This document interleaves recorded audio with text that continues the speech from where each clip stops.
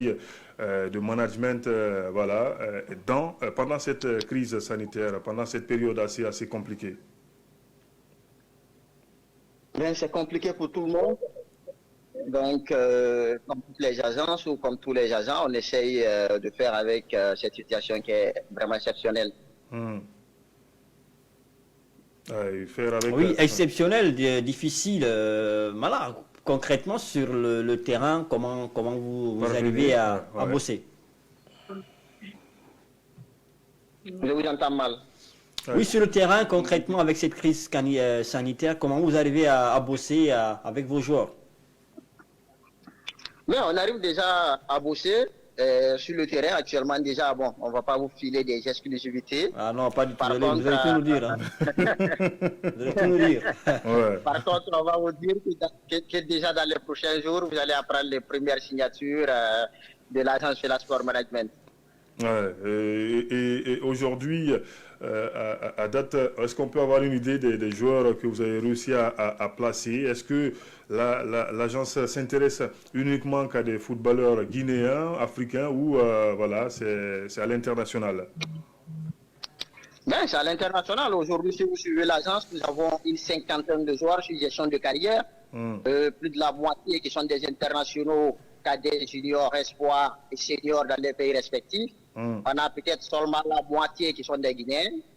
Aujourd'hui, sur ces 50 joueurs, on a au moins 18 joueurs qui sont en Europe. Donc 8 joueurs qui sont dans des clubs de première division, entre autres Mohamed Ali Kamara au Young Boy, Mohamed Bouya Chouraï, international sierra-léonais, qui a terminé meilleur buteur du championnat suédois 2019-2020. On a Boubacar Traoré, qui est sénégalais, qui était dans l'équipe type du championnat israélien. Donc, comme le dit notre slogan, c'est les Africains et pour les Africains, donc pas forcément seulement pour les joueurs guinéens.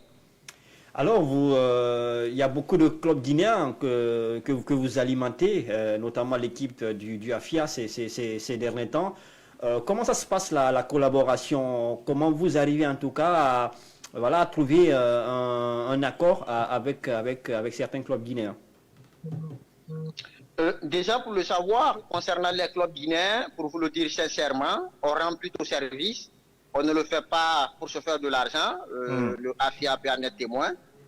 On a mis la saison dernière 9 joueurs dans ce club, un préparateur physique, mais pour vous dire en gros, c'était plus pour rendre service parce que pour nous, étant guinéens, le club devant être représentant du pays sur le plan international, il fallait aider ce club-là à forger une grande équipe à dimension continentale. C'est ce qu'on a essayé de faire. Malheureusement, la mayonnaise, elle ne les prend pas tout de suite, surtout quand on joue quand même contre l'Étoile du Sahel. Bien que le AFI avait créé la sensation, par exemple, à Conakry, malheureusement, à moitié retour, l'Étoile est assez costaud pour le club du AFIA. Est-ce que la structure elle est satisfaite, notamment de la prestation de certains joueurs que vous avez mis, que vous allez en tout cas... Allô, vous êtes là? Allô, oui. Il est là. Est-ce que la structure elle est satisfaite de la prestation de certains joueurs, notamment dans le championnat guinéen? Mais satisfaite, oui. Oui, du moment où sur le rendement, pour nous, il ne faudrait pas non plus dire que c'est extraordinaire, mais pour nous aujourd'hui, quand on voit nos joueurs, par exemple, dans le championnat guinéen, on voit le jeune Mohamed Lamine Souma, Maldini, qui par exemple face au Oroya était l'homme du match. On voit un joueur comme Daniel Fouja, qui est le meilleur buteur de son club avec le CI Kamsa. On voit que ce soit Moïse Nkunku, Mohamed Saka ou encore Kader Bidimbou avec le AFIA. Donc pour nous, en majorité, c'est quand même des satisfactions. Ouais, c'est en majorité des satisfactions. Alors, pour placer des joueurs, il faut forcément de la formation. Quelle est votre collaboration? Quelle collaboration vous avez avec des centres sur le continent pour pouvoir dénicher ces talents-là, puisqu'on ne place pas n'importe quel joueur dans les clubs quand même? Tout à fait, tout à fait. Et déjà actuellement, quand vous regardez les 50 meilleurs espoirs, je ne vous parle pas d'Afrique, mais du monde, des meilleurs joueurs de moins de 18 ans.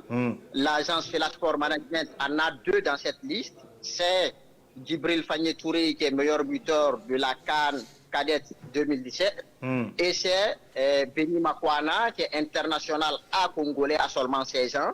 Donc pour nous aujourd'hui, c'est une grande satisfaction que partout où on cite les agences de renom, Filasport pas cité. Et derrière aujourd'hui, nous avons une dizaine de scouts dans les différents pays, que ce soit au Cameroun, en Sierra Leone, en Côte d'Ivoire, au Mali, au Sénégal. Donc nous travaillons vraiment avec des scouts un peu sur place pour dénicher, parce qu'aujourd'hui, quand on a une cinquantaine de joueurs, on ne se base plus à avoir des bons joueurs, mais vraiment des grosses pépites. D'accord. Il y a aussi cet aspect-là qu'on va souligner, Jules, c'est par rapport à la régularité de certains footballeurs.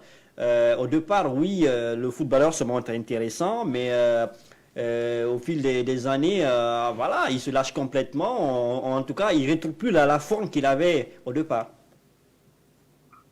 Tout à fait. Exceptionnellement, sur le cas guinéen, j'accuse beaucoup la formation de base. Vous savez, aujourd'hui, il n'y a pas d'hasard dans le football. Quand il n'y a pas de formation, il n'y aura forcément pas de continuité dans la carrière. Nous avons une vision. Aujourd'hui, quand vous regardez la majorité des joueurs que nous sortons d'Afrique, nous leur donnons d'abord la chance d'être avec une équipe où ils ont la possibilité d'avoir du temps de jeu.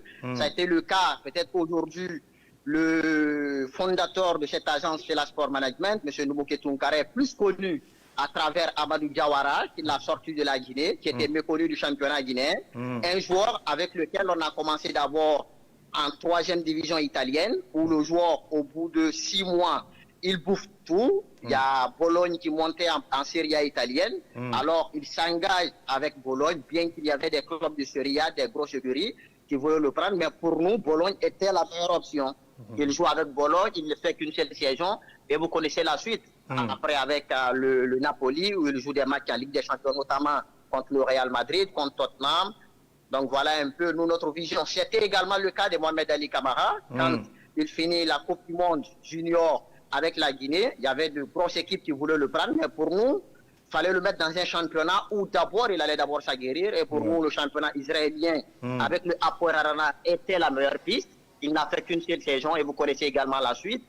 Il rejoint les Young Boys de Berne en Suisse, où après il joue la Ligue des Champions, quand même contre des équipes comme la Juventus, comme Manchester United. Donc c'est notre vision. C'est aujourd'hui encore le cas d'Augustus Cargo, qui est la révélation de la Serie A italienne, qui est prêté par Crotone, qui va probablement là être promis en Serie A italienne. Donc pour nous, c'est déjà de ne pas brûler les étapes, c'est de repérer les jeunes très tôt, leur donner la chance de connaître le monde professionnel. Après, c'est à eux de se vendre, parce que derrière, quelle que soit la puissance de l'agence, si le joueur n'a pas performance sur le terrain, ça ne sert à rien du tout. Ouais, c'est important. Merci en tout cas pour toutes ces précisions.